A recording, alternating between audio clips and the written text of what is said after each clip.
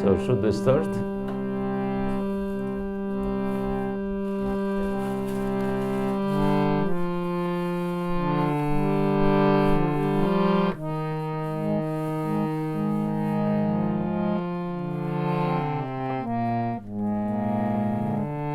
Do we have anyone playing cartels?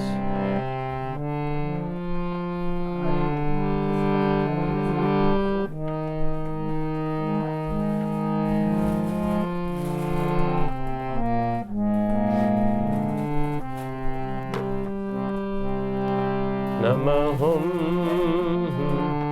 Vishnu Padaya Krishna Prestaya Bhutale Srimati Bhakti Vedanta Swami Niti Namine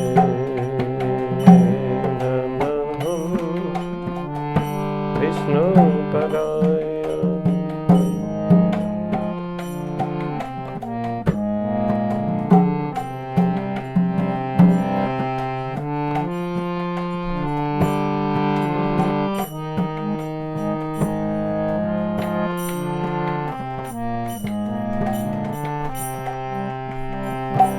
Namaste Saraswati Devi Gauravani Pracharine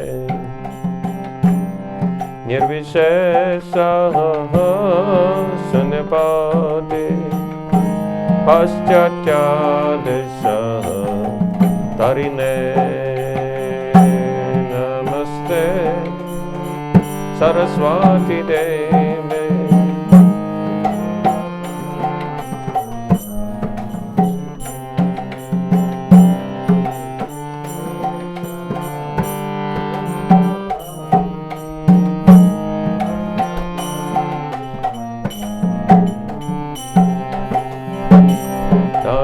Krishna Chaitanya Prabhu Nityananda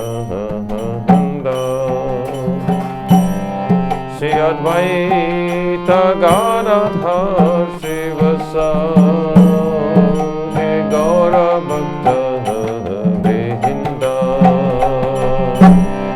Shri Krishna Chaitanya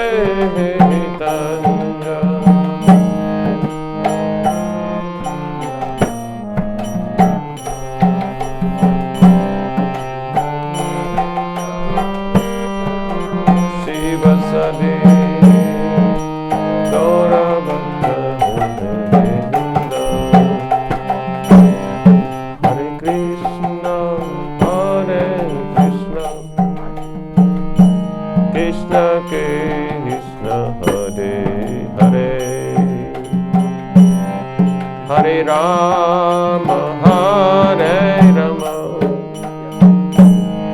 Rama Rama, Hare Hare, Hare Krishna,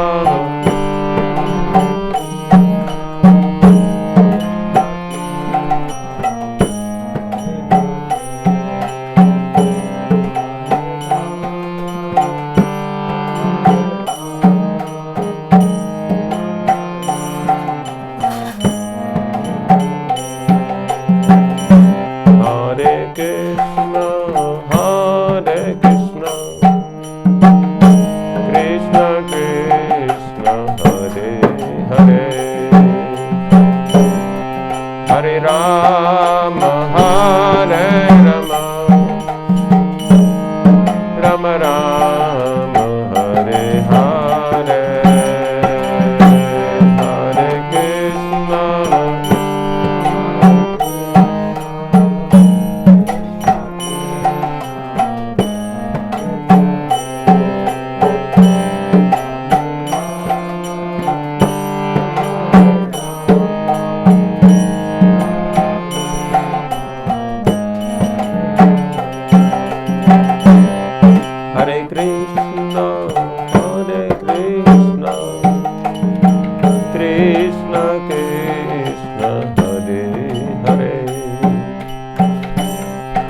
Hare Rama, Hare Rama,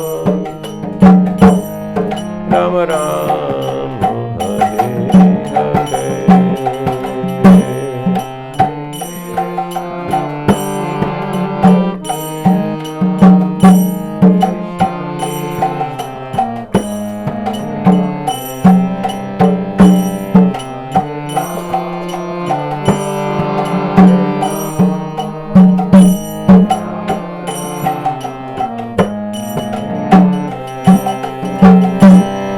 Hare Krishna, Krishna Krishna, Hare Hare,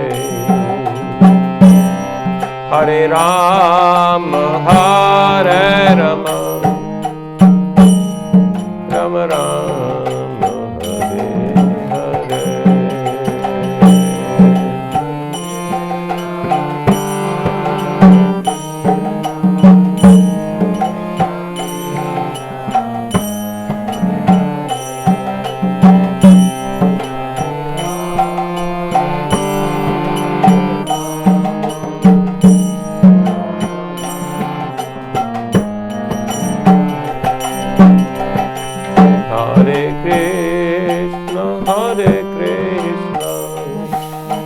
Krishna Krishna, Hare Hare, Hare Rama, Hare Rama, Rama Rama, Hare Hare, Hare Krishna, Hare Krishna,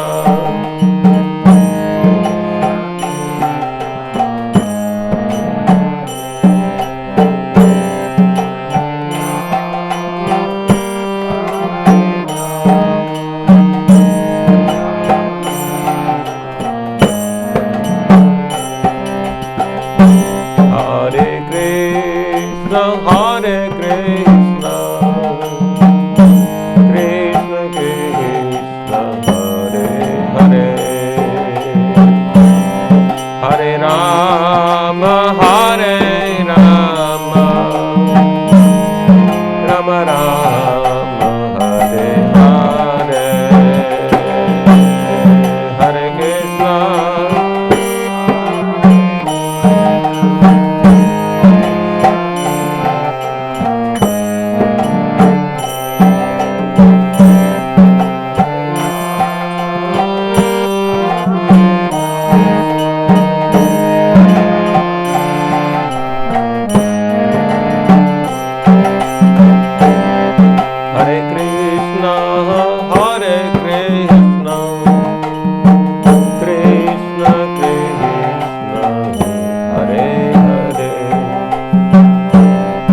Hare Rama, Hare Rama, Rama Rama, Hare Hare.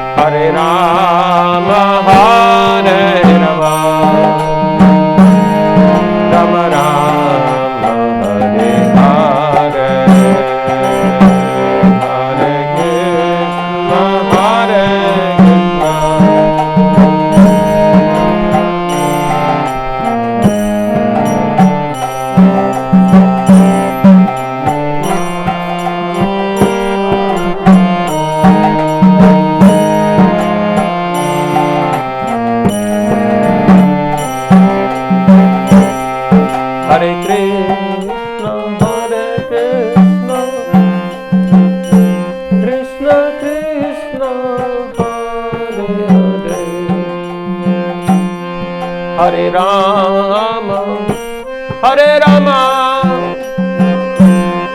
Rama Rama, Hare Hare,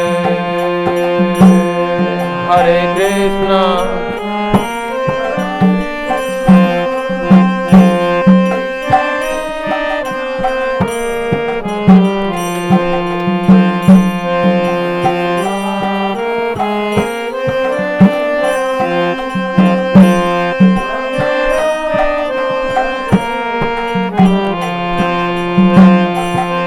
Hare Krishna, Hare Krishna, Krishna Krishna, Hare Hare, Hare Rama, Hare Rama, Rama Rama, Hare Hare, Hare Krishna,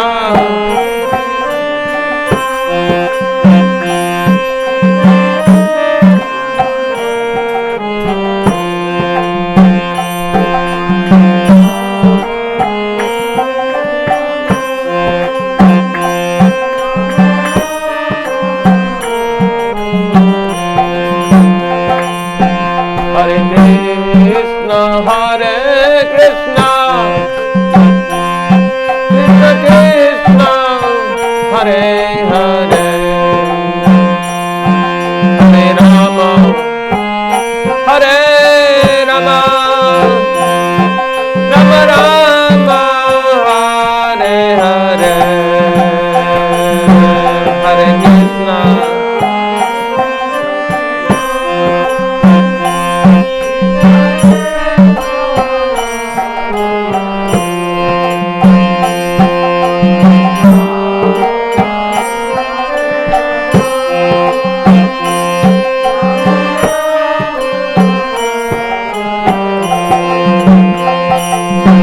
Hare Krishna, Hare Krishna,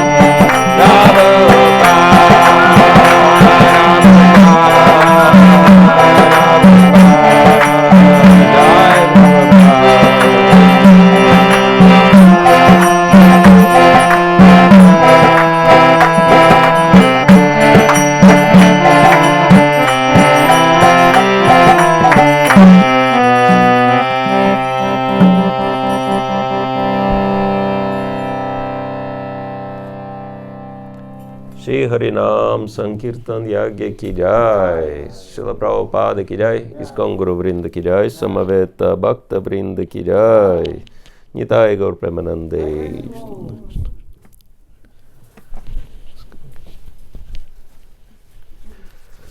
Hare Krishna. Thank you all for coming, and thank you Madhulata Mataji and Vinod Prabhu for hosting Maharaj program. Anybody who doesn't know about Maharaj? Okay. Okay. His Holiness Bhakti Rasayana Sagar Maharaj is the disciple of His Holiness Indra Swami Maharaj. He got introduced to Krishna consciousness in 1989 and took the sannyas ashram in 2016. And Maharaj has been preaching around the world. So he traveled 14 times around the world in 12 years. And he is very active in innovative preaching. So there is a school which he runs in Mayapur, India, which is IDEA, Innovative Development for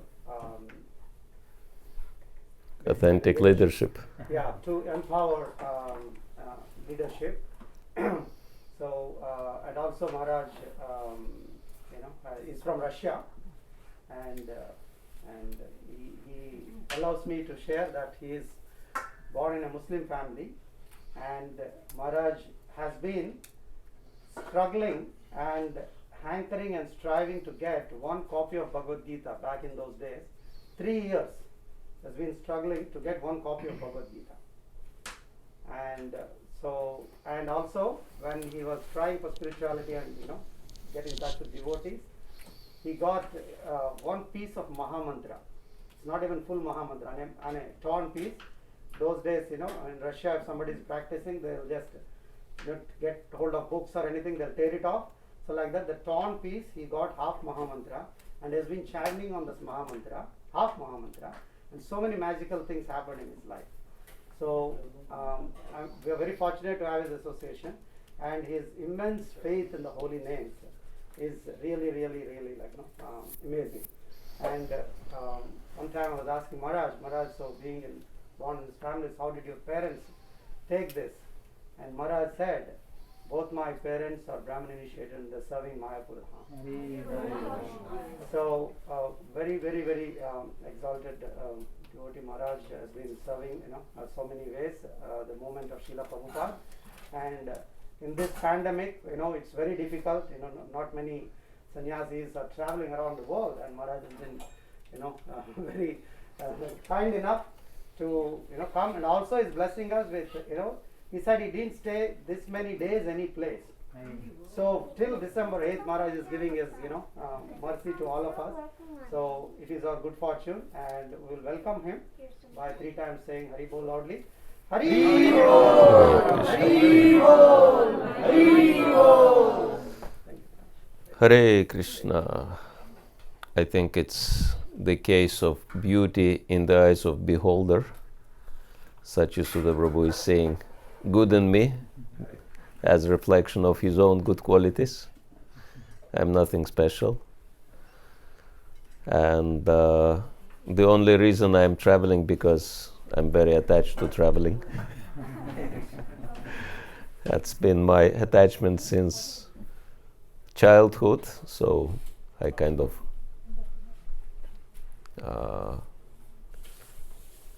trying to spiritualize it. And it's wonderful to see all of you, and I can see that this is very well organized. You are very well organized group, and I think today we came together to celebrate Hari's 17th birthday.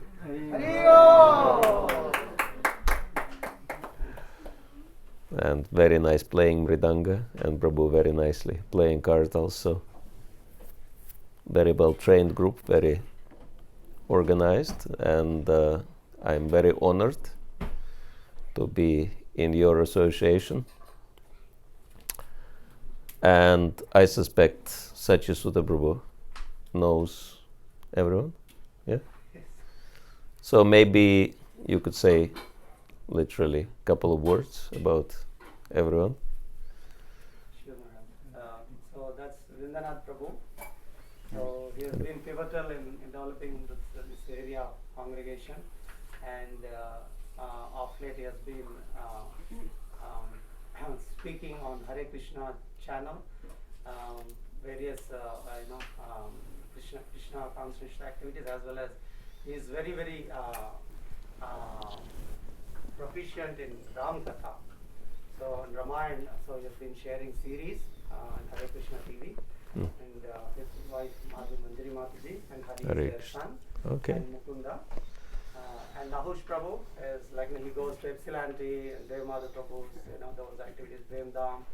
So wherever spiritual activities are there, he likes to be there. And this is Suvarna Hari Prabhu, very service oriented, always in the service of Radha Kunj Bihari. So he was there on Sunday too, serving nicely. And his daughters and family didn't come. This is Veena Mataji, their next door neighbors, and their son Vinod Prabhu, and daughter Shelly Mataji, and their Trisha is and that is Om. He is also a friend of Hari, so he lives in close by. And then that is Prasanna Prabhu and Divya Mataji. So that's another Telugu speaking family. So they have been very nicely coming to Bhakti Riksha programs, and they have two children, Advik and Mihira. And then so that is Vivek Prabhu. He lives in the same subdivision, and Vinod Prabhu and Madhuri Lakman. And a lot of people on the Zoom call, but I don't know who are there. Haribo. Hari has birthday today. I said this program is we are celebrating Hari's birthday. So we will, if you're okay with it, we will chant Jai Radha Madhava and read a little bit from Bhagavad Gita. Do it in a traditional way.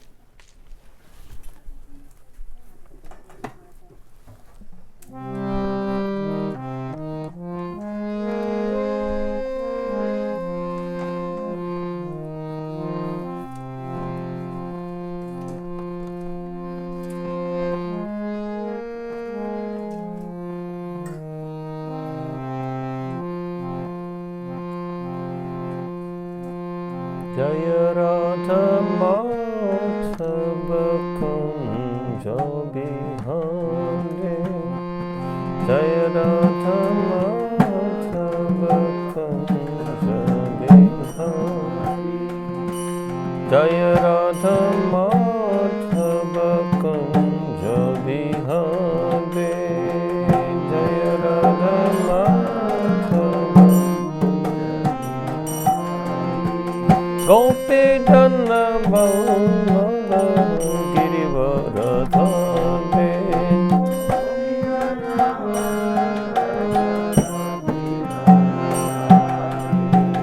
Gopi Dhanna Bhavana Girivaradhane, Gopi Dhanna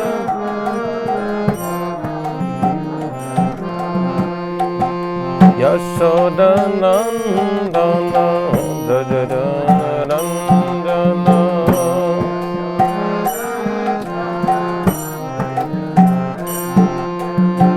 Yashoda Nandana Rajadana Nandana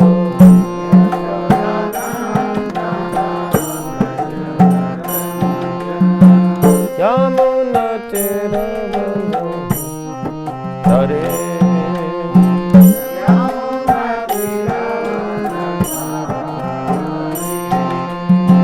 Yamuna Tiravana Chare, Yamuna Tiravana Chare, Jai Radha Madhava Kunja Bihari,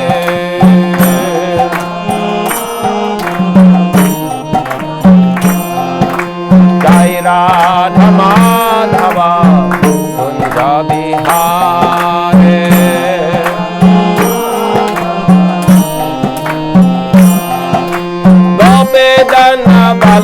Vallabha Girivaradhare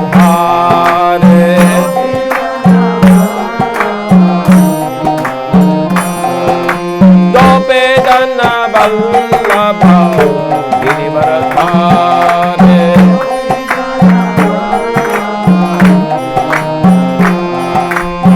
Yashoda Nandana Bradajanrandana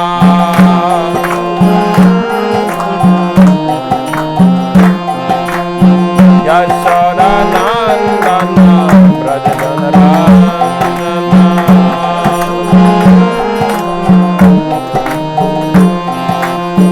Yamuna Tira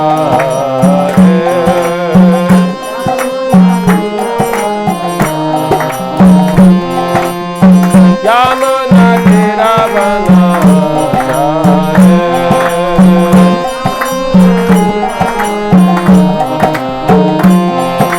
Jai Radha Madhava Kunja Vihare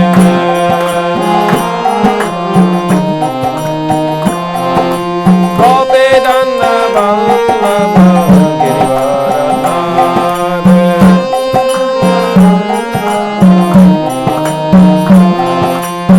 Yashoda Nandana Bradajanrandana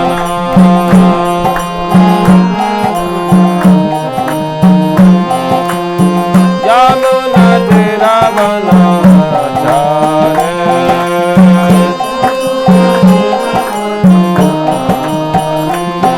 Hare Krishna Hare Krishna Krishna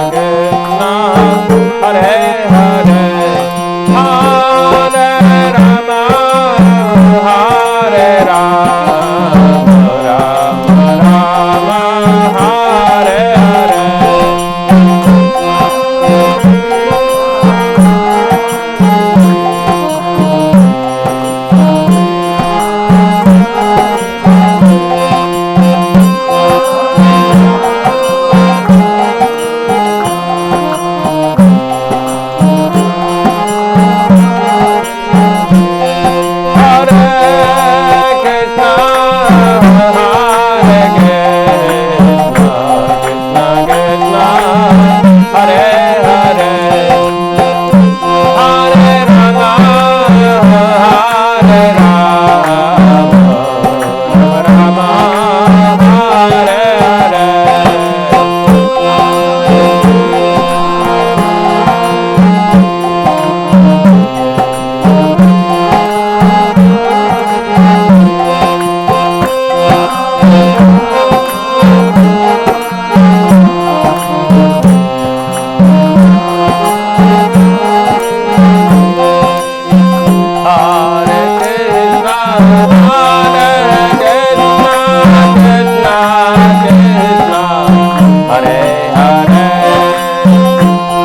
Hare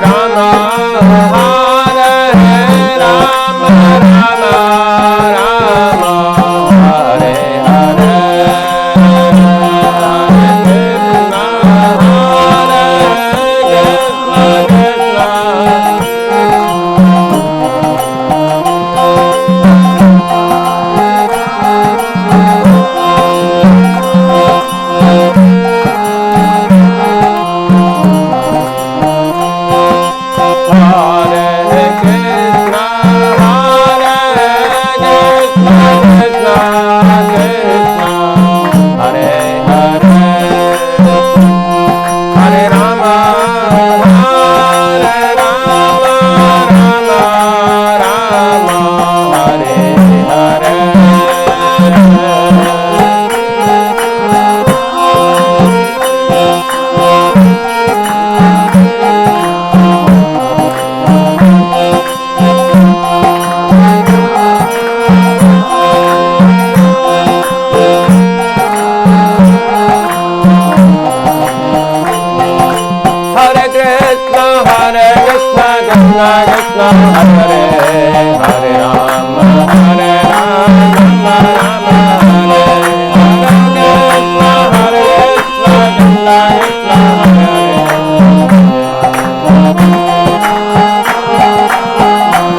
Hare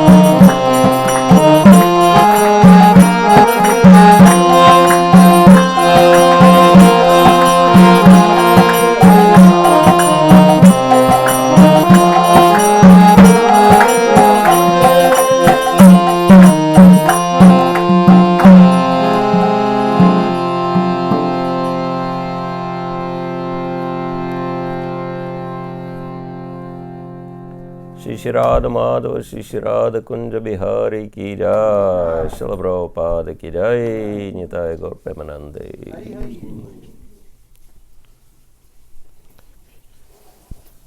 Hare Krishna.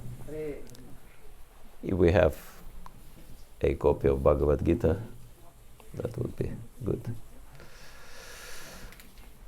Om Gyantimirandasya Gyanandana Shalokaya Chaksharan Militam Yana Tasmai Shri Gurave Namaha Shri Chaitanya Manobishtam Stapitam Yena Bhutale Swayam Rupa Kadam Mayandadati Swapadantikam Panchakapatarubhyascha Kripa Sindhubevacha Patitanam Pavanebhyo Vaishnavebhyo Namo Namaha Shri Krishna Chaitanya Prabhu Nityananda Shri Advaita Gadadhar Shivasati Gaur Bhakta Vrinda Hare Krishna Krishna Krishna Hare Hare Hare Rama Rama Rama Hare Hare Putai Mahatprema Puro Vibhur Nirmaya Kshatya Damashu Purusha Punkte Gunan Sadasa Sadasatmaka Ilang Krishishta Bhagavan Vachamsime Om Namo Bhagavate Vasudevaya Om Namo Bhagavate Vasudevaya Om Namo Bhagavate Vasudevaya Om Namo Bhagavate Om Namo Bhagavate Vasudevaya Om Namo Bhagavate Vasudevaya. So we will read from the 4th chapter of Bhagavad Gita, Jnana Yoga, Transcendental Knowledge, text number 10. Quite easy Sanskrit. If you like to chant responsibly, you're welcome to do so. Some of you know it by heart.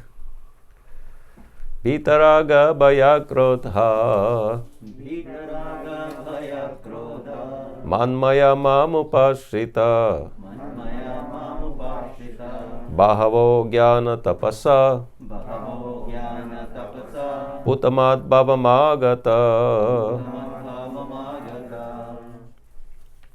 Translation purported by His Divine Grace, A.C. Bhakti Swami, Srila Prabhupada Ki Jai.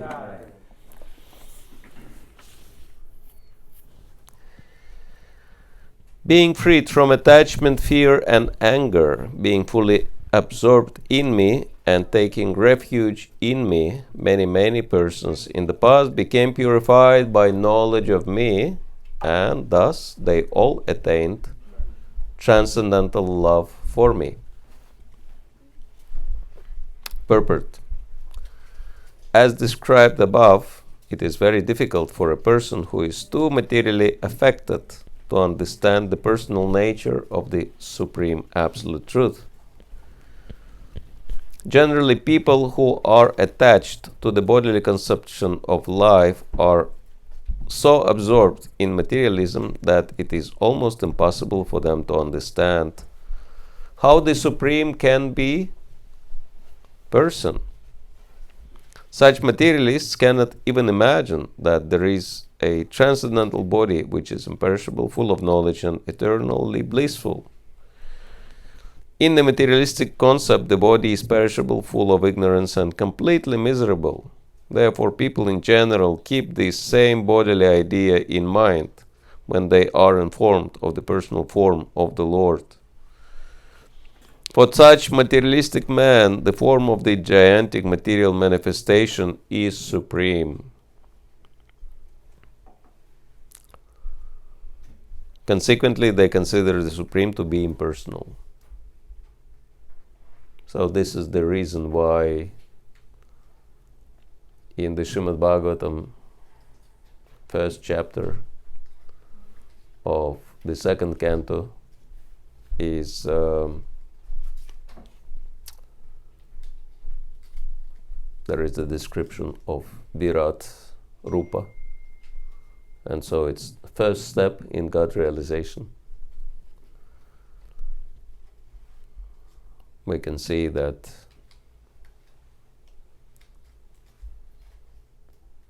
universe is very organized. It's like a living organism, and it's quite obvious, something undeniable. And so for those who are interested to advance spiritually, that's the first step. Srila Prabhupada says that many times people look up into the stars at night and they become impressed by the vastness and greatness of the Lord's manifestation. And it's something very scientific and easy to accept, that we are living within the great universal organism, we can say. And so for people it is easy to accept that this machinery is working, and obviously it's something much greater than us, and so they can consider universe to be God. And nevertheless, they cannot accept personal concept of God.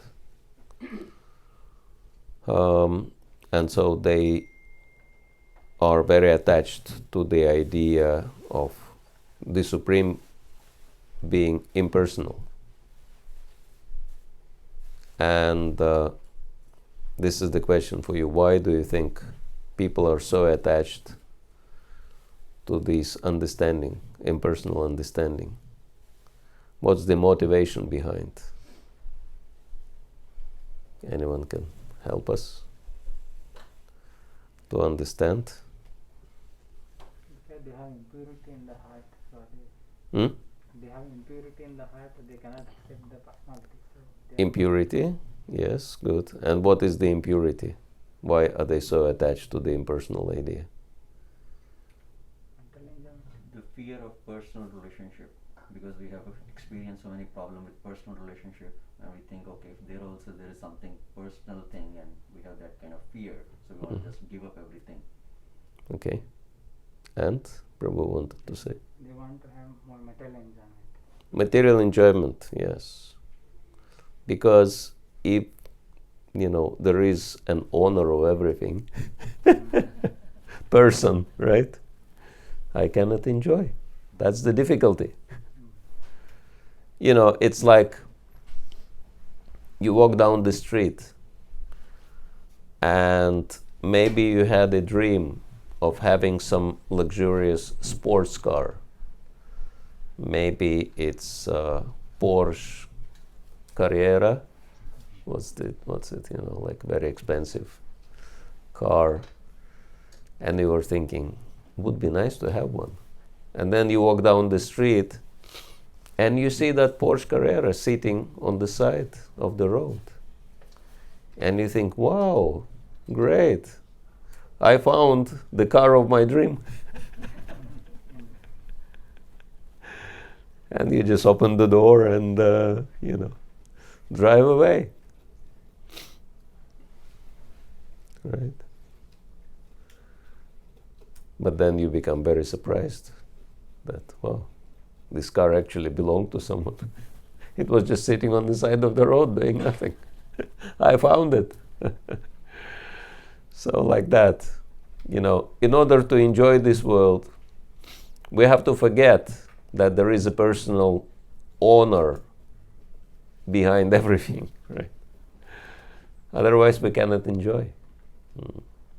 So yes, this is the first attachment to the enjoyment, because personal concept of God prevents that opportunity to enjoy unrestrictedly. Because if God is impersonal, He is just energy, and energy anyone can manipulate, right? But person is much harder to manipulate than energy. So that's why they want God to be impersonal. So that's the first attachment. Okay, let's read on. Consequently, they consider the Supreme to be impersonal. And because they are too materially absorbed, the conception of retaining the personality after liberation from matter frightens them. When they are informed that spiritual life is also individual and personal, they become afraid of becoming persons again. So they naturally prefer a kind of merging into the impersonal void.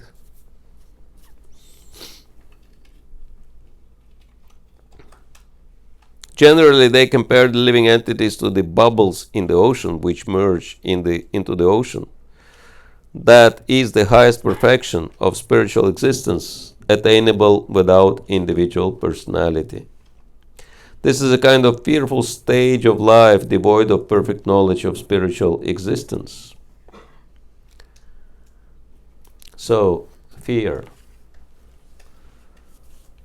It's like, because we are persons, we have so many personal problems, right?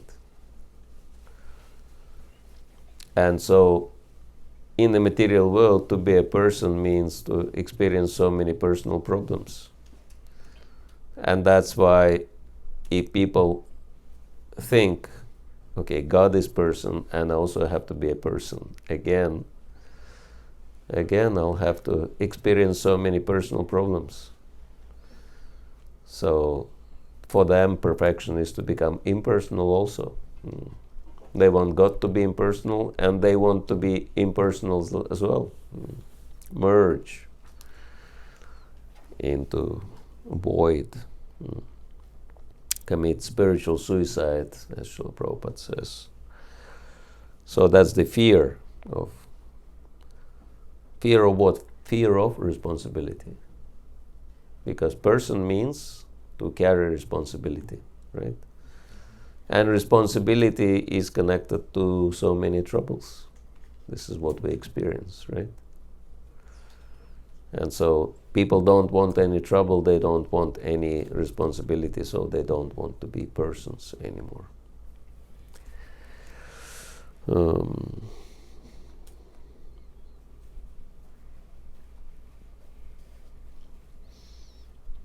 Furthermore, there are many persons who cannot understand spiritual existence at all, being embarrassed by so many theories and by contradictions of various types of philosophical speculation. They become disgusted or angry and foolishly conclude that there is no supreme cause and that everything is ultimately void.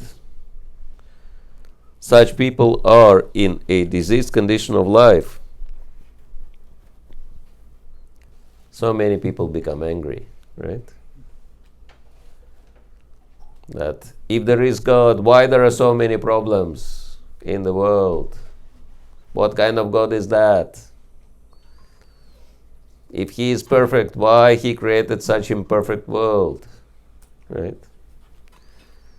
So much frustration, so much anger is there, right? But they don't understand that the imperfections they see are only their own imperfections. As William Thackeray in the Vanity Fair, famous book, he says the whole world is one big mirror, and what we see is actually nothing but our own reflection in it. And this is perfectly confirmed by the Vedic statement, Atmavan manyate jagat. That actually we don't see the world as it is. That's the problem. We see the world as we are, right? So we see our own imperfections in other people. You know, it says that beauty is in the eyes of a beholder. So in the same way, if someone sees some problems, that's the reflection of the internal problems we have, right? Srila Prabhupada told this story to illustrate this point. He said, there was one man, and he was quite deaf. Not completely deaf, but very hard of hearing, right? Almost deaf. And these were like previous times when the hearing aids were not available.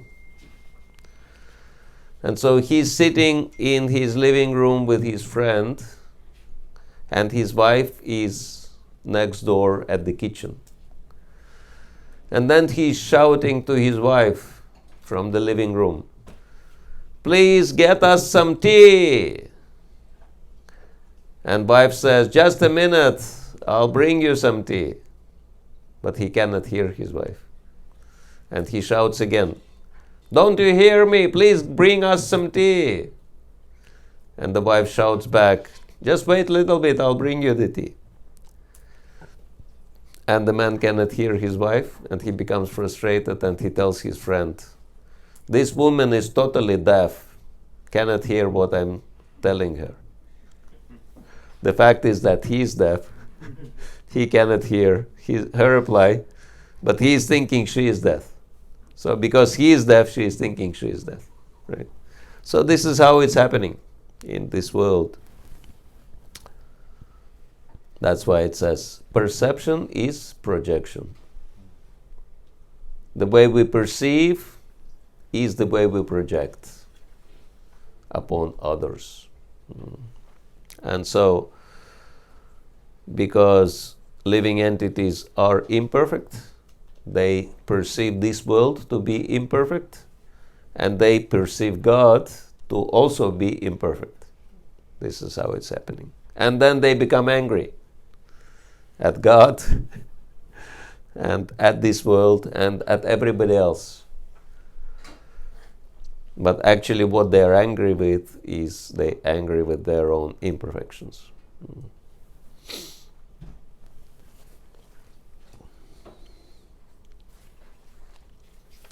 So such people are in a diseased condition of life. Some people are too materially attached and therefore do not give attention to spiritual life. Some of them want to merge into the supreme spiritual cause, and some of them disbelieve in everything, being angry at all sorts of spiritual speculation out of hopelessness.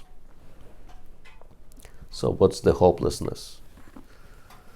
My hope was, upon coming to this world, that I'll be God, and then all my hopes are frustrated. And I am realizing more and more that I can never be God. So hopeless situation.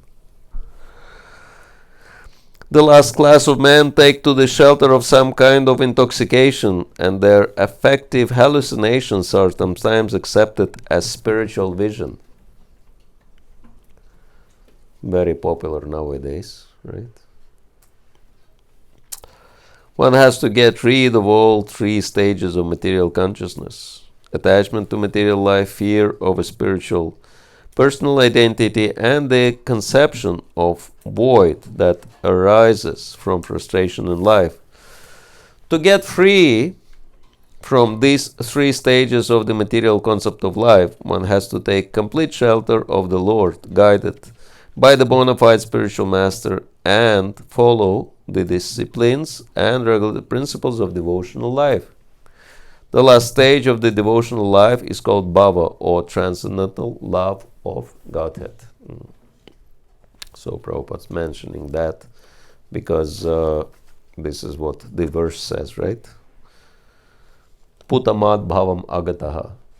That in this way they developed transcendental love for me. Puta, they become purified, and agataha, attained mad bhavam, love towards me. According to Bhakti Rasamrita Sindhu 1:4, 15 and 16, the science of devotional service. Adaushada tata sadhu sangatha bhajana kriya tato nartha nivrittisya tato nishtaruchis tata dhashaktis tato bhavas tata premabhyudanchati sadhakana mayum premna pradurbhave bhavet krama. In the beginning, one must have a preliminary desire for self-realization. This will bring one to the stage of trying to associate with persons who are spiritually elevated. In the next stage, one becomes initiated by an elevated spiritual master, and under his instruction, the neophyte devotee begins the process of devotional service. By execution of devotional service, under the guidance of the spiritual master, one becomes free from all material attachment, attains steadiness in self-realization, and acquires a taste for hearing about the absolute personality of Godhead, Sri Krishna. This taste leads one further forward to attachment for Krishna consciousness, which is matured in bhava, or the preliminary stage of transcendental love of God. Real love for God is called prema, the highest perfectional stage of life. End of quote. In the prema stage, there is constant engagement in the transcendental loving service of the Lord. So by the slow process of devotional service, under the guidance of the bona fide spiritual master, one can attain the highest stage, being freed from all material attachment, from the fearfulness of one's individual spiritual personality, and from the frustrations that result in void philosophy. Then one can ultimately attain to the abode of the Supreme Lord. Vitaraga bhaya krodha manmaya mamupashritaha bahavo jnana tapasa putamad bhava agataha. Being freed from attachment, fear and anger, being fully absorbed in me and taking refuge in me, many persons in the past became purified by knowledge of me, and thus they all attained transcendental love for me. So this is the explanation of the obstacles we are facing in our spiritual development, and the way to become free from those obstacles, and the goal we can achieve, right? So the obstacles are attachment, fear, and anger, and the way to overcome those obstacles is transcendental knowledge, and the goal is Go back home, back to Godhead. prema bhakti, or bhava, love for Krishna. Of course, we can discuss more. It's very big subject matter, but if there are any immediate comments, questions, we can discuss that, whatever you feel is relevant.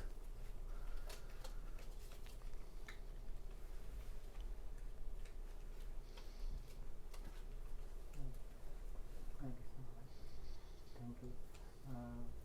Regarding the impersonal and personal feature, so there is always a conflict in the scriptures.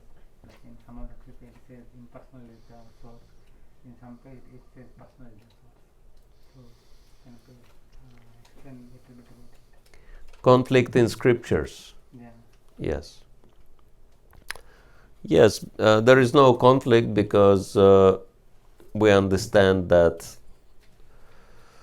the Supreme Lord is existing in three features.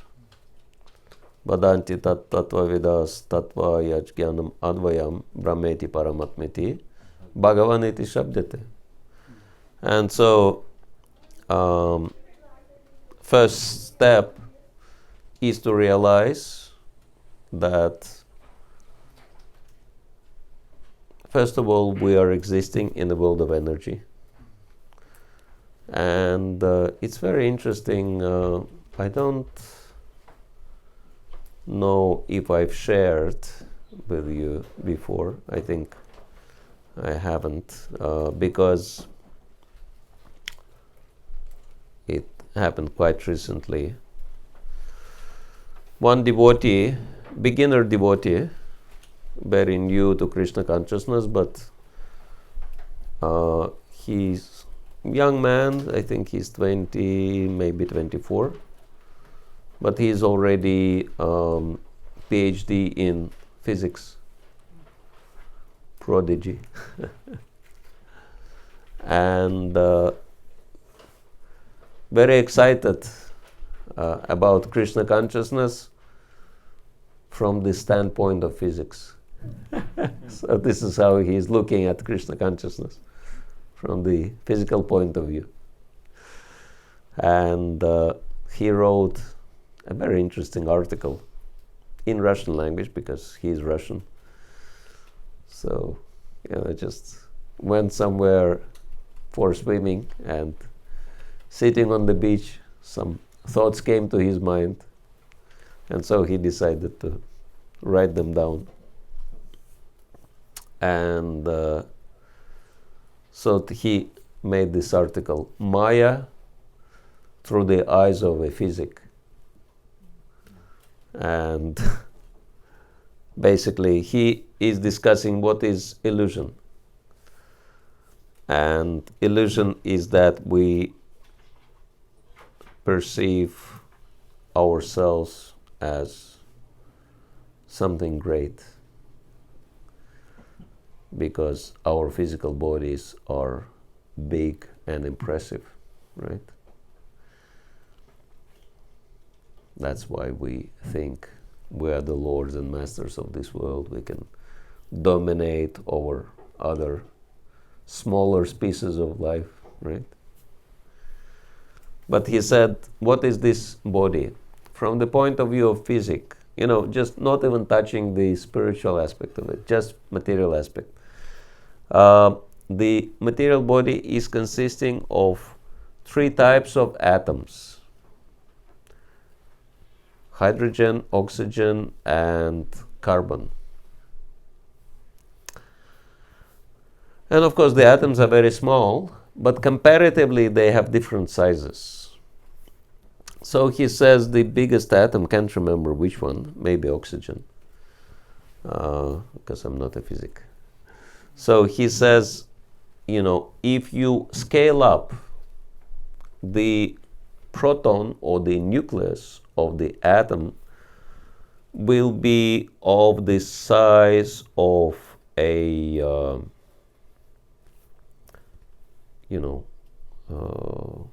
stone from a peach stone. And then the electrons which run around the proton will be of the size of a mustard seed. Not mustard seed, but poppy seed, he said. So, but then the interesting thing is that the orbit of the electron around the nucleus will be very far away from the nucleus. Basically, again scaling up, if the proton is of a size of a peach stone and electron is one poppy seed, then the distance between them will be 7 football fields apart. Just imagine, there is a peach stone lying somewhere on the ground, and then you walk away 7 football fields, and there is a tiny little poppy seed lying on the ground. And so that poppy seed is rotating around that nucleus with such a crazy speed, unimaginable speed, that even the particles of light cannot penetrate beyond the orbit, because that electron is pushing away every single particle of light. And that's why the nucleus never see the light of the sun, eternally existing in darkness. And some, I can't remember which one, but one of those atoms have only one single electron running around, covering every single, particle of the sphere with such a speed that he's pushing every single, particle of light. It's unimaginable. But this is what's happening. And he said the density of the matter is nothing but the speed of the electrons. If speed of the electrons is greater, density is greater. If speed of electrons is a little bit slower, then density is less.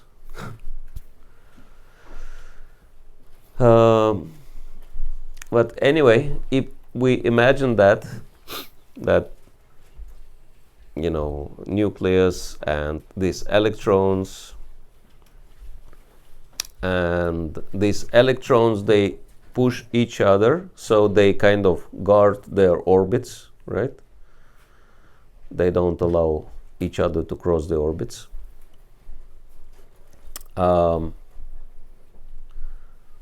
Somehow they attract each other, but they don't allow to cross the orbits, so this is how the matter stays. So basically speaking, first thing is that our body is consisting of this stuff. And he says, if you remove all the emptiness between the nucleus and the electrons, you know what will be the real size of our physical bodies?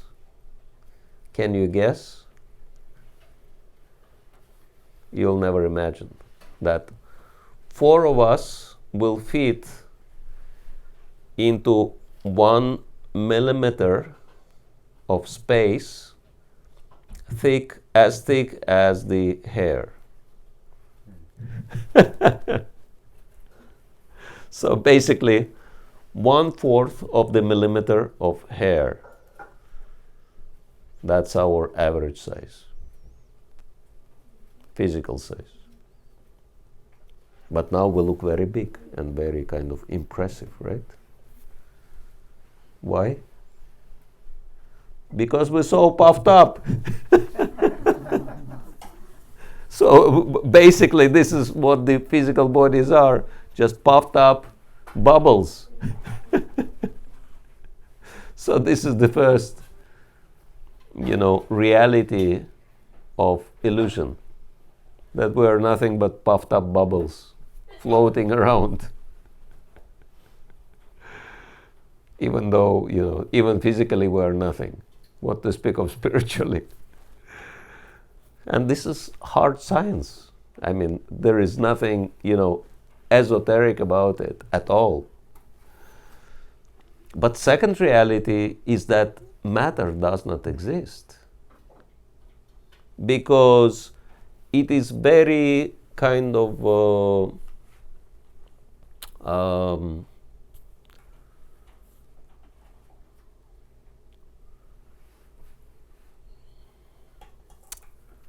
what to say, hypothetical to say that, the protons and electrons are pieces of matter. They are not.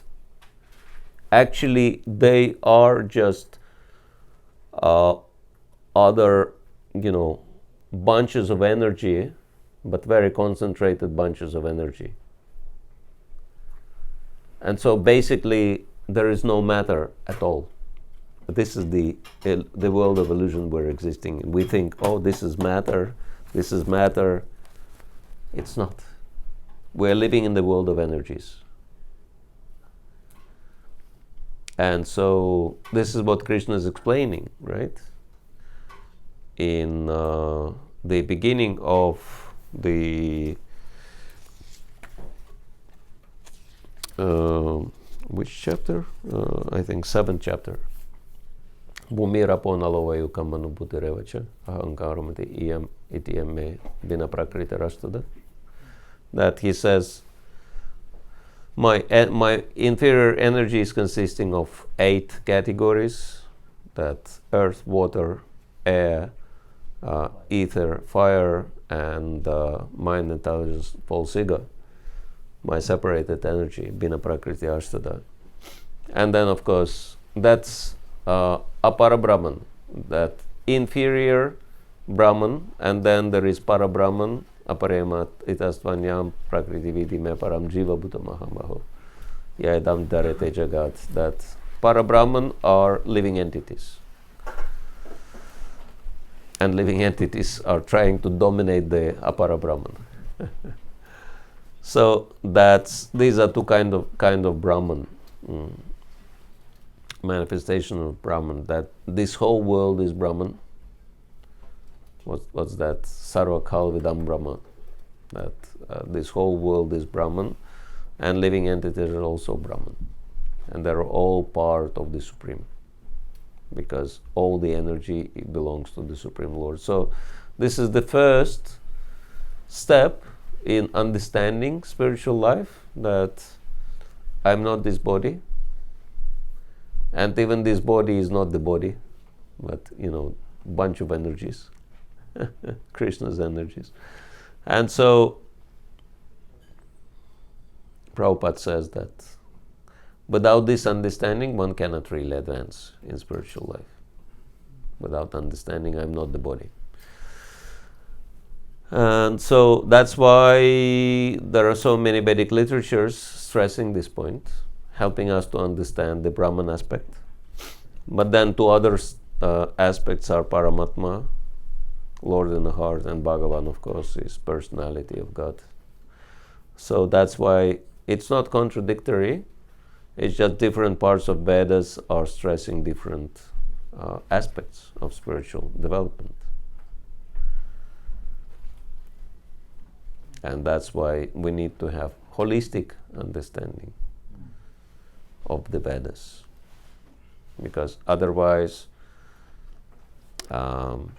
it's like the story of, I think, 7 blind men and an elephant. 5 blind, or whatever. Yeah. So they came across the elephant, and everyone was touching different parts of elephant's body, and then they were arguing how the elephant looks like. Is the elephant looks like a pillar? Is the elephant looks like a what do you call it? A fire hose? Yeah, a fire pipe, or rope, etc. A wall. One who was touching the side of the elephant, etc. They could never come to the conclusion.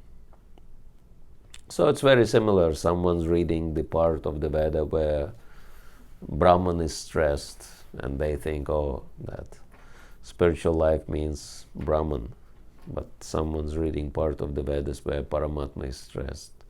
Other is reading the part of the Veda where Bhagavan is stressed. So they keep arguing amongst each other, but actually there is nothing to argue about.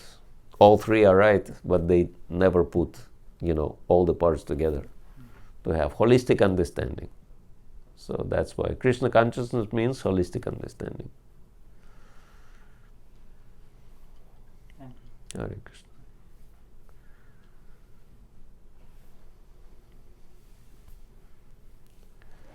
Any other points, questions? I can ask some general question if, Sure. if nobody has on the topic. Okay. So, Maharaj, I would just like to ask as a personal question, kind of. In ISKCON, we know many devotees, many sannyasis, many senior leaders, they have their different strength, in the sense they have different vision in a particular way how to support this movement of Srila Prabhupada. Somebody is very strong in college preaching, somebody is very strong in developing the farm community, somebody is in training devotees in personal sadhana, somebody maybe in developing big temples. So everybody has a different strength, core, vision, and everybody is doing in contributing Srila Prabhupada's movement. So we cannot say one person is doing something wonderful and other are not working towards the same things. So in that situation, basically, how to see everybody working united rather than bringing up criticism or bringing up negativity in that, or you are only doing this, we are not doing this. So in that way, how we keep the harmony in the whole organization. Yeah. Harmony is the first priority for us, because the first purpose of ISKCON is to achieve real unity and peace in the world. So this was Srila Prabhupada's idea, what Krishna consciousness can bring. That's why any ISKCON member should strive for harmony, for real unity and peace. And we have so many devotees who are doing big things, and so many devotees who are doing small things. Someone is doing big preaching and big fundraising and whatnot. And other devotees are doing very simple services like cooking and cleaning. But if I'm thinking, I'm a big preacher, and if I look down at those simple devotees who are cooking and cleaning, then these simple devotees will think, okay, if we are not required anymore, let us go somewhere else to do this service. And then with all my big preaching, I'll end up being starving and surrounded by mess, right? And then I will understand, okay. Actually, those simple devotees were not less important than, big devotees, like that. Yeah, it's like the story of Ramchandra and Hanuman, who was throwing big boulders and big mountains into the ocean for building the bridge, and then there was a little either spider or squirrel who was throwing little pieces of sand into the ocean, and Hanuman was telling, oh, you're on my way, what are you doing is very insignificant. And then Lord Ramachandra stopped him. He said, don't do that, because his service is as important for me as your service. So you are doing maximum according to your capacity, he's doing maximum according to his capacity. But most important thing is not the results. And that's, I think, one of the most important thing for us to understand. Because if we want to please Krishna, how do we please Krishna? And material thinking is that we can please Krishna by our results. But whether Krishna is pleased by the results or not, that's a big question. And I can see some people already, indicating that, no, Krishna is not impressed by our results. Why? He's pleased by the endeavor and intention. Yeah, because results are coming from him only. So how should he be impressed by something he gives? Right? Actually, Krishna is impressed by our endeavor. Why? Because endeavor is something which comes from us. And so if we endeavor 100%, Krishna is very pleased. And actually the results are only coming as a reciprocation for our endeavor. So results depending on Krishna, that's why Krishna is never impressed by the results. And so, if some devotee is endeavoring, we should appreciate that, regardless of the results they get, whether big or small. So, my question, we can take it in two parts basically. One is in the same activity doing big or small. So two people are doing preaching, one is doing big preaching, one is doing small preaching. So both are important, everybody is doing their endeavor. But the another aspect is somebody's more focus is on preaching, let's say. Another person's more focus is temple. But if they start criticizing each other, oh, you are not giving priority to the temple. And the other person criticizes, oh, you are not giving priority to the preaching. So if we just keep criticizing each other and keep jumping on each other, so how the things will work out? Because everybody may have a different focus, different priority. Everything is important.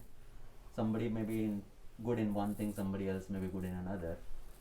So from that point of view, how to keep the harmony with each other? Yeah, well, basically speaking, because criticism, as we understand, comes from envy, right? Because otherwise, if I'm not envious, why do I have to criticize, right? It's interesting.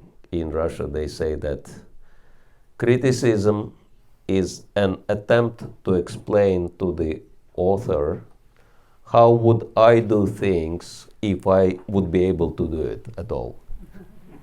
Right? So basically speaking, like if you criticize, you have to show better example than the one whom you criticize. And then your example will be much more effective than few words you say, right? But people don't do that because they are not really intended to improve anything. They just want to bring someone down. And that's basically is envy, nothing else. And so that's why criticism will always be part of the material life. As long as material life is there, then criticism will always be there, and we cannot avoid it. But we have a choice. And basically there are two things to choose from. One is to be envious and criticize others for whatever good they do. Find, that Prabhupada gives the definition of envy, that disregard all good, find little fault, whether true or imaginary, and talk about the fault only. But then that's option one. And the option number two is to, not to worry about, problems of other people and focus on my problems and focus on my service and try to do something to please Krishna, Guru and Vaishnavas, but then become an object of criticism and object of envy, because it's unavoidable. And basically speaking, that you cannot find any example of any, prominent, either Vaishnava or even person in this world who have done something substantial and haven't been criticized, right? And it doesn't even matter how highly perfected that person is. Still, there will be someone who will find the fault and will criticize, right? For us, who is the prime example? Srila Prabhupada, right? Was Srila Prabhupada criticized? Still is criticized. There are still some envious people who criticize him, regardless of his qualities. And so, basically speaking, we only have these two choices: whether to criticize others or forget about it and work diligently to please Guru, Krishna and Vaishnavas.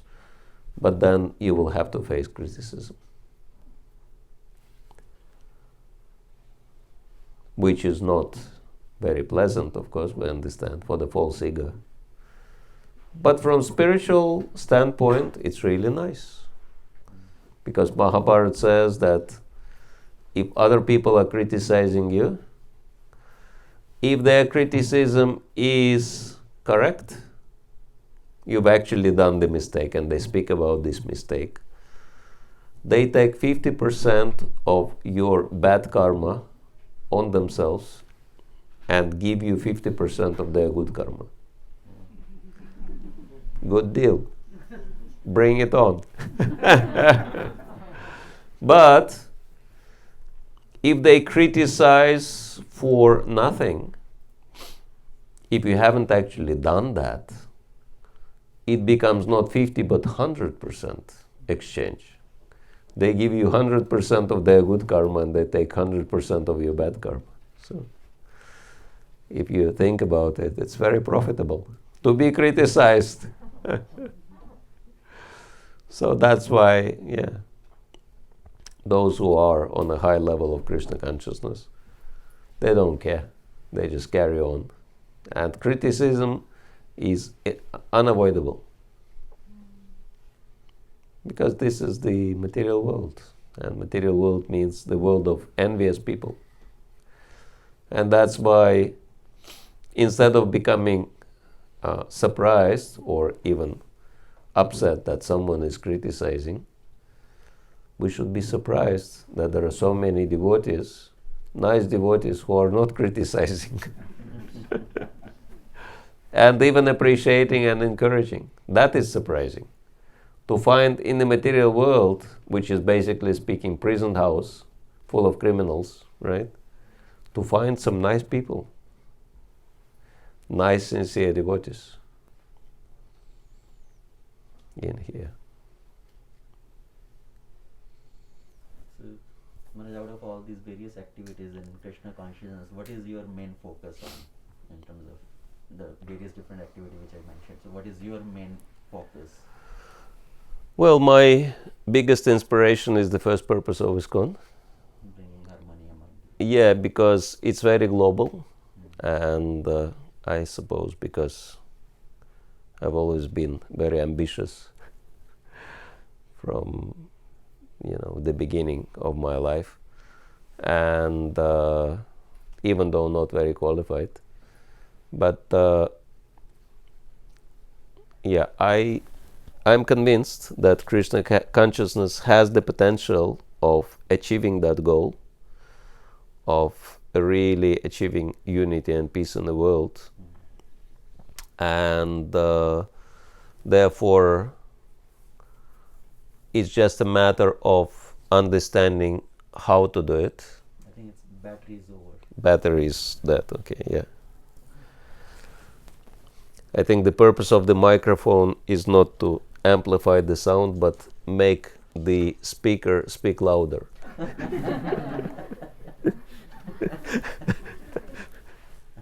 Stimulates you to speak louder. So, yeah, I think it is possible, but at the moment we are not really properly understanding the formula, how it should work, because the way it we are trying to do it now, I mean, it's whenever I travel around the country and here, and we went from New York to Florida for the festival, and it's very long drive. Basically, we drove from New York to Prabhupada village, and it was 9 hours, and then stayed overnight there, and then from there another 9 hours to Orlando, because the festival was nearby there. So I've got to see a bit of America along the way. And you drive and you see like huge, unbelievable churches. And you look at the statistics, there are 2.2 billion Christians on the planet. It's like each country has so many millions. Plus Islam is catching up with these numbers, also growing exponentially.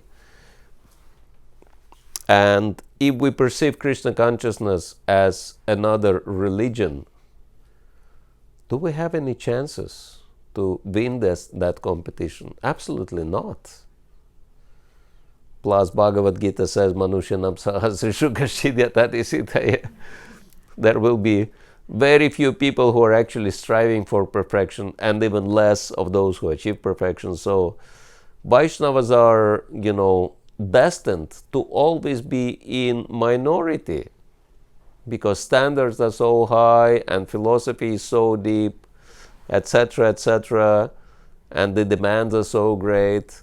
There will be very few people willing to go for it.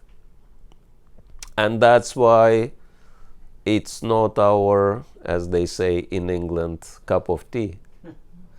Compete on a religious field.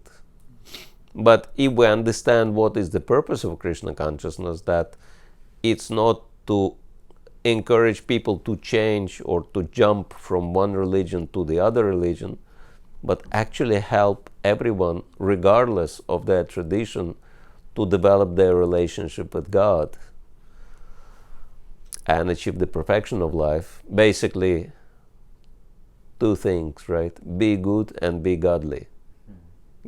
Develop goodness and develop God consciousness. And if we help people in that sense, then it will be greatly appreciated. And I think the difficulty is that right now,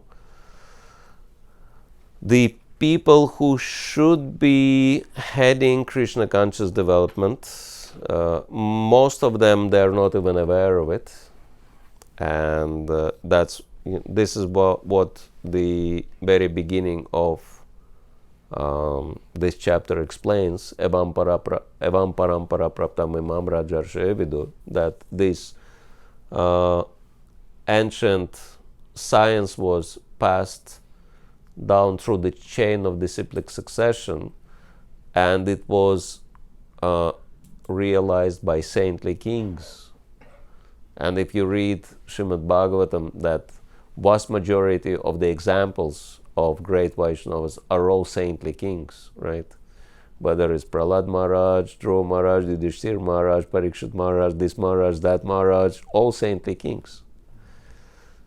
And so you can see, under the patronage of those saintly kings, Krishna consciousness was developing very rapidly. And we can even see in quite recent history, just around 1,000 years ago. For example, the biggest temple complex dedicated to Lord Vishnu is many thousand miles away from Bharatvarsha in Cambodia, Angkor Wat. I'm sure some of you heard of it. And if you look at the history of Angkor Wat, it was developed by a Tamil king.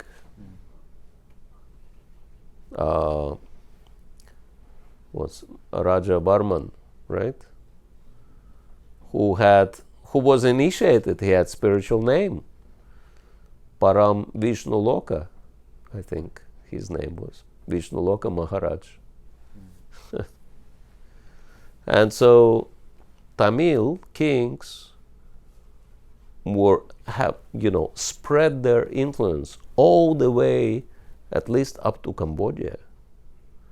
This is just recent history. This is how powerful these great kings were. And this is how far they have spread their influence. Just 1,000 years ago.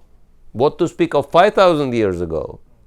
That's why, those statements of Bhagavatam that the entire planet was Bharatvarsha is not something, unbelievable.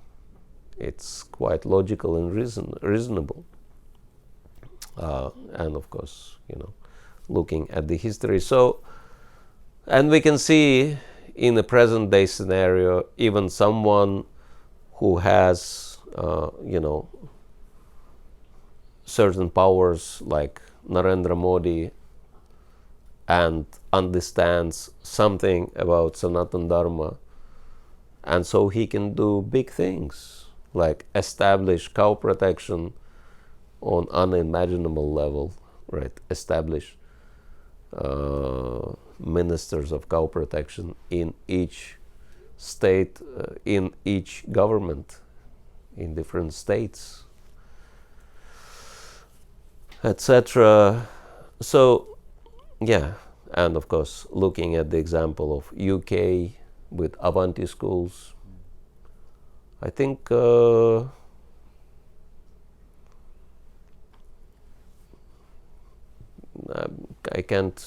won't tell you the exact figures, but it's basically between $200 and $300 million given by the government of the United Kingdom for the Avanti schools, because they have 10 at the moment. I mean, devotees would never be able to come up with such money. It's like $200 million. That's serious for us. But for the government, it's peanuts, nothing special, right? Because they operate with billions and even trillions. And so, like these, what they call it, I was really shocked that the Biden administration gave out over $1 trillion to the population for helping with, pandemic problems, right? Over $1 trillion. That's serious. And so, they have tremendous capacity. And so, that's obviously the way forward for us, working with the government structures and using that platform to penetrate into the society and establish programs helpful for our development.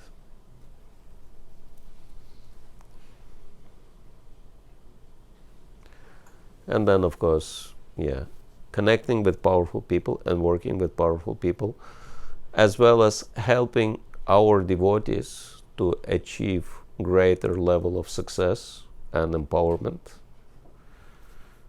That's also we are trying to work on,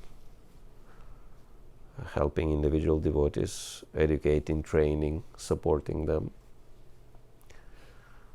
like that. So yeah, I believe these two things are most effective in achieving the first purpose of ISKCON. Thank you. Thank you. Yes, Prabhu. I wanted to ask actually about can you describe how does one come to the stage of nishta, in the sense, like, I'm not there, but what I'm trying to say is, like, if life is predictable, like working Monday to Friday, then I'm able to schedule time to chant and read and other activities. But life is unpredictable, then the chanting and reading can become unpredictable and sometimes not happen. So that's a general question I wanted to ask. How does one come to the stage of steadiness? Yeah. Well, it's like Prabhupada quoted in the purport that there are 9 basic stages of devotional development.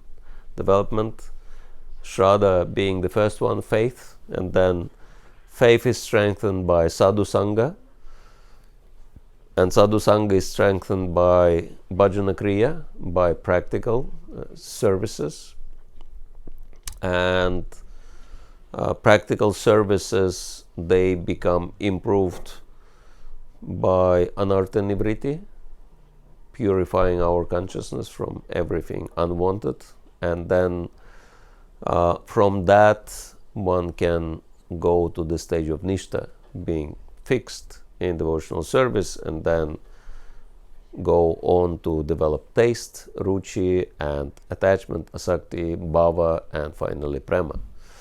And so we can understand that nishta very much depends on our anartha nivritti, because this is why the beginner's level of devotional service is called kanishta adhikari. Kanishta means unsteady, right? Inspired today, but tomorrow, morose. It's like, what was that quote from Srila Prabhupada? Big monkey, big belly, Lanka jumping melancholy. So, sometimes we are inspired. Today we are inspired. Tomorrow we are expired. Like that. And so, to avoid that, we need to go through anartha nivritti, which only starts after bhajana kriya, and bhajana kriya is the stage when one gets initiated by a spiritual master. And it's very interesting how the dynamics work, because if I'm not initiated, then it's my choice. I can chant 16 rounds, I can chant 6 rounds, I can chant 1 round, I can chant 0 rounds. I can follow or I cannot follow as per my, liking. But if I promised already in front of Guru, in front of the devotees, in front of the deities, in front of the sacred fire, that yes, every single day I'll chant minimum 16 rounds and follow 4 regulative principles, that's it. I cannot break that. No matter how hard it is, I will not, try to avoid it, but I'll try to find ways how can I make it possible. So we can see that this what you call determination comes from making that step of formally establishing my position in the parampara. and that comes at the point of initiation. So even though initiation is a kind of formality, but it's very important formality which gives us necessary strength and support.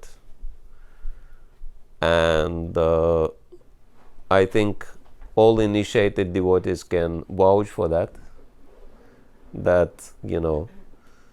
the life has been divided into two parts, right? Major parts, before and after initiation. And after initiation, it became dramatically different. Let's see, how many of you are initiated in here? Okay. And how many of you can say that this is how it was, that the life was really before and after initiation? It's a serious commitment. Yeah. So this is how it works. So Nishta is not coming without Anartha Nivriti, and Anartha Nivriti is not happening without Bhajana Kriya, and in the heart of Bhajana Kriya is initiation by a spiritual master. Commitment. Initiation stands for commitment. That's why, we see initiated devotees, we consider them to be committed devotees, and not initiated devotees still on the fence, Up and still down, up and down. still thinking about it.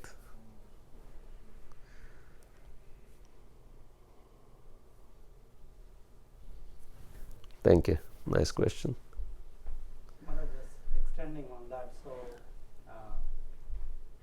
where the wavering is there to initiate it, so what is your recommendation or suggestion or?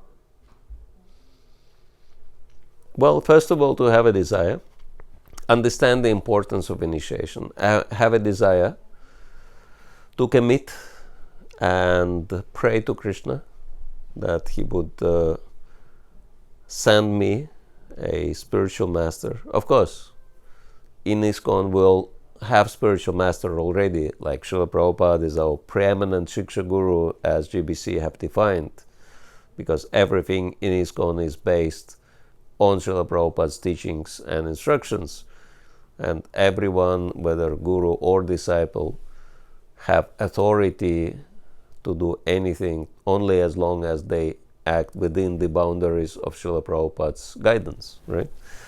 But if we take the formal step of accepting initiation from our personal spiritual master, Prabhupada's representative, then it helps us in being committed, and without the commitment we cannot become steady, and ultimately Krishna is fulfilling our desires. So if we really desire to make that step, define who should be our spiritual master, and then take shelter of that spiritual master and take initiation, Krishna will make it happen.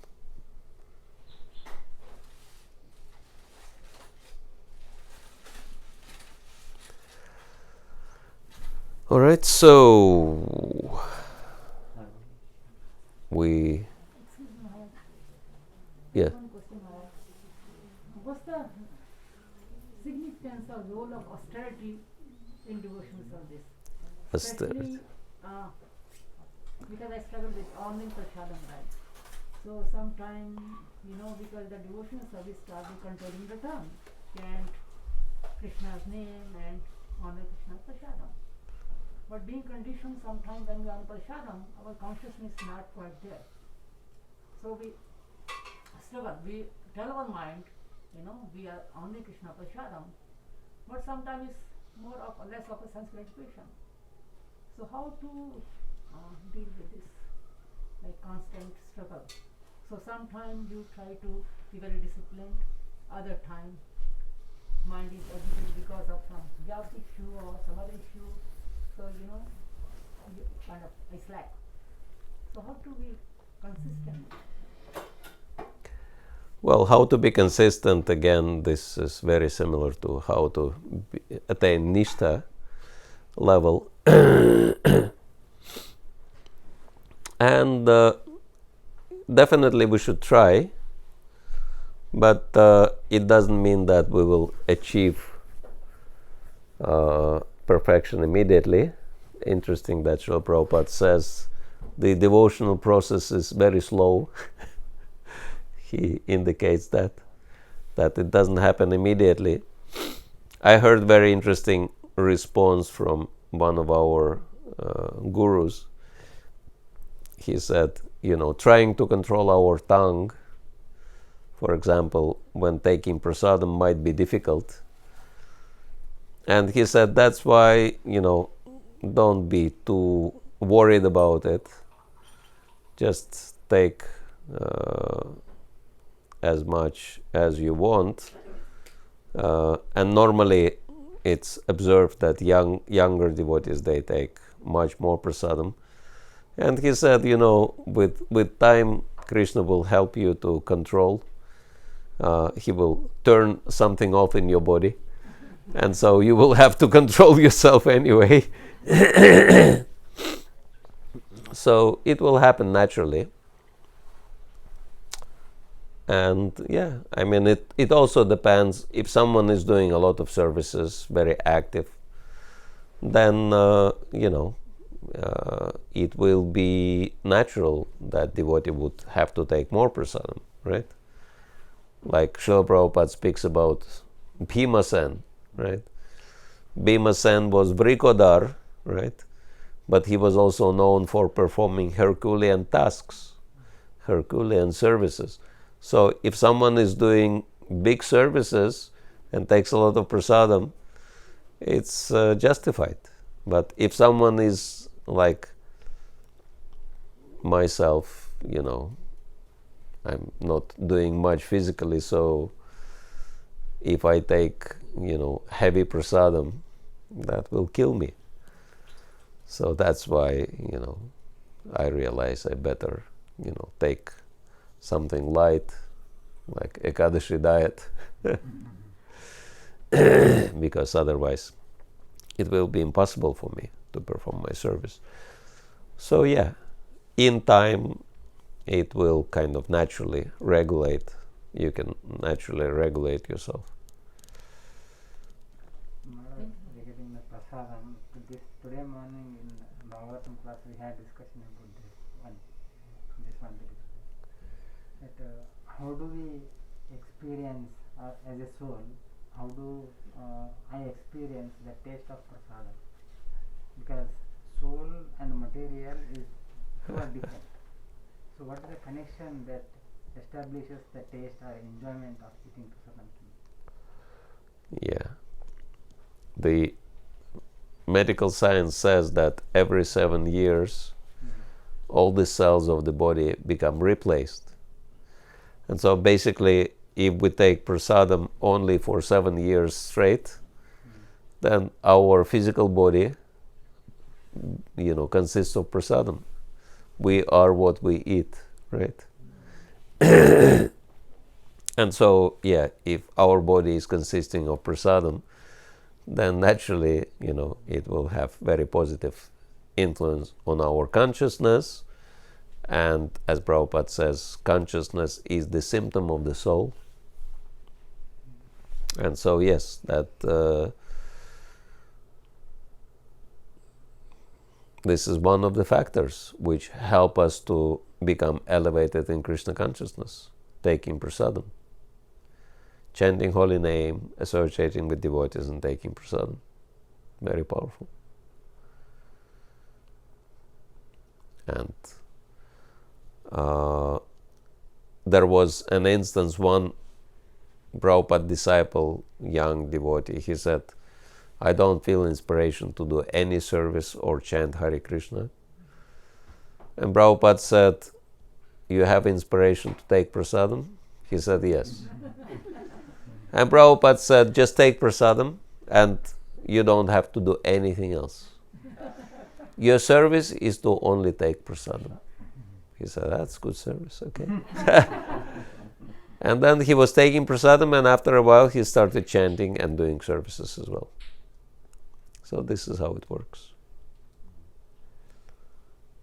I have one more question, Maharaj. And this is like, if someone is performing devotional service, either initiated or not initiated, and let's say due to whatever, or for some reason they do not reach to Krishna prema, I've heard from other devotees that Srila Prabhupada is also preaching in other universes.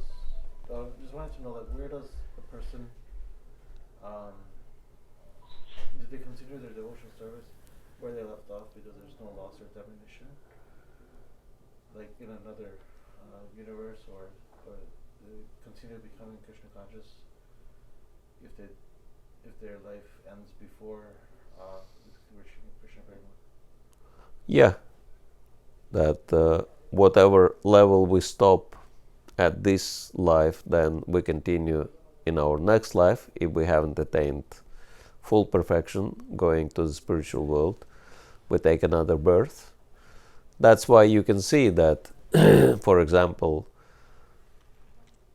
some people come to Krishna consciousness and they can be very new, but they have the kind of qualities and level of consciousness very high, even though they don't practice Krishna consciousness for long.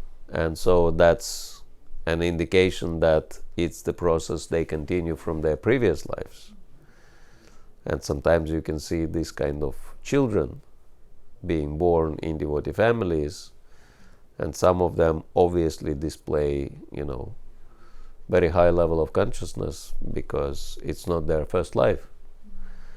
But other people, they just starting. That's why, this is how it works, from one life into the other.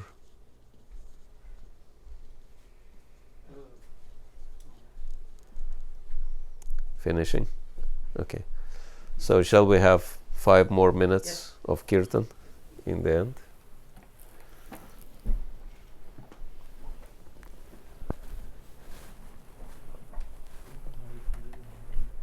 It's always good to start and finish with the holy name.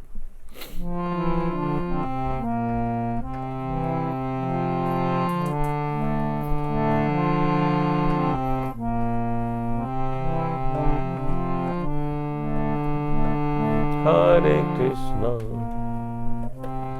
Hare Krishna, Krishna Krishna, Hare Hare, Hare Rama, Hare Rama, Rama Rama, Hare Hare, Hare Krishna, Hare Krishna.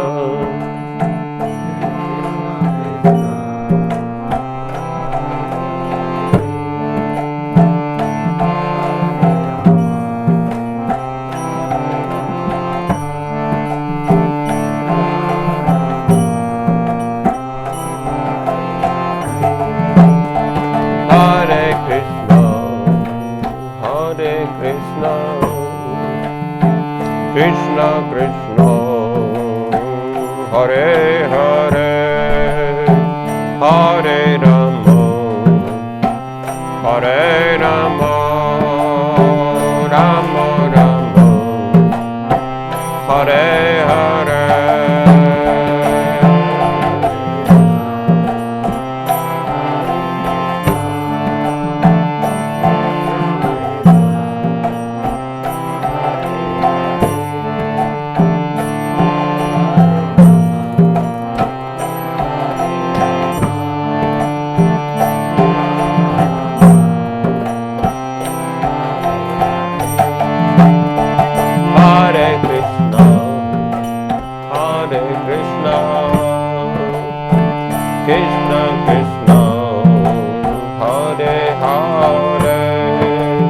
Hare Rama, Hare Rama,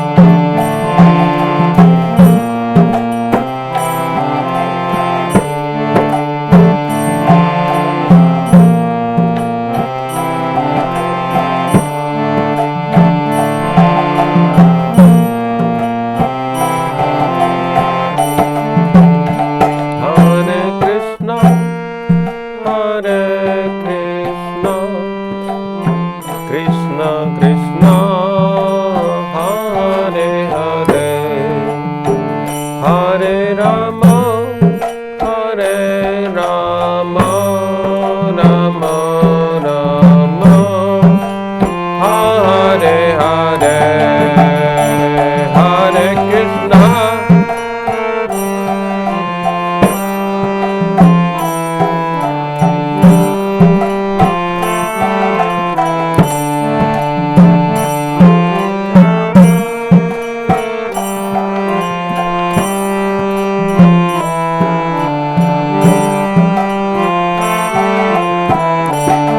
Hare Krishna,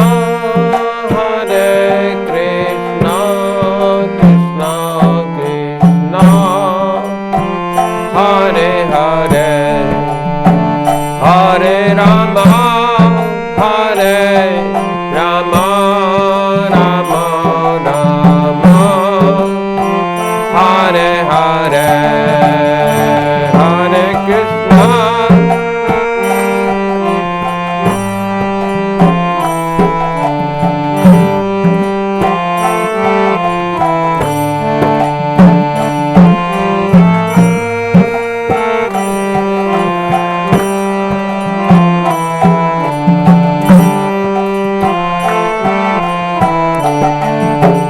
Hare Krishna, Krishna Krishna, Hare Hare, Hare Rama, Hare Rama, Ram Ram, Hare Hare, Hare Krishna,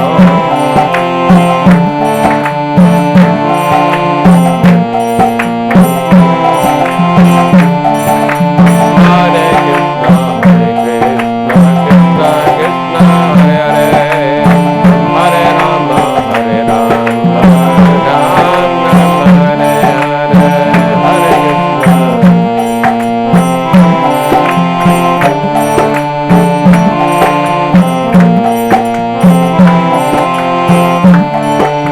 Hare Krishna, Krishna Krishna, Hare Hare, Hare Rama, Rama, Hare Hare.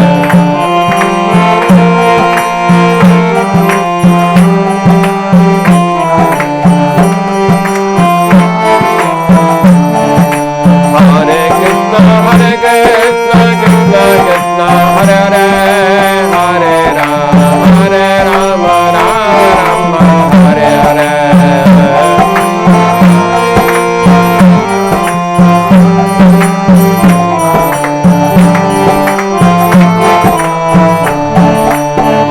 Hare Krishna, Krishna Krishna, Hare Hare, Hare Rama,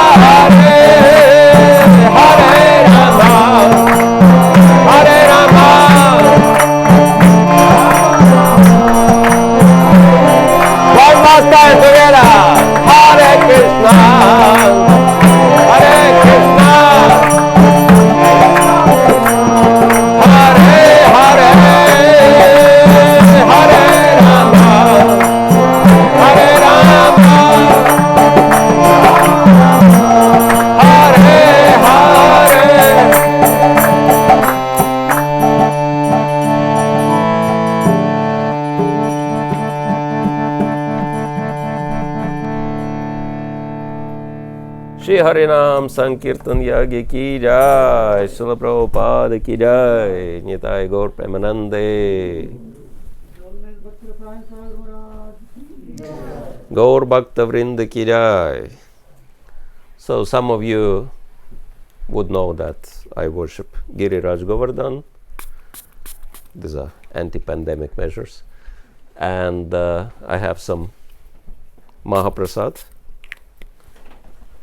So you can start honoring Prasadam by honoring Giriraj Govardhan Mahaprasad. Hare Krishna.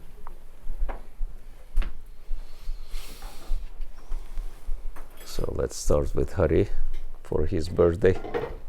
There's a cake Haribol. also there. Cake, okay. Ekadashi cake. Wow. That's amazing.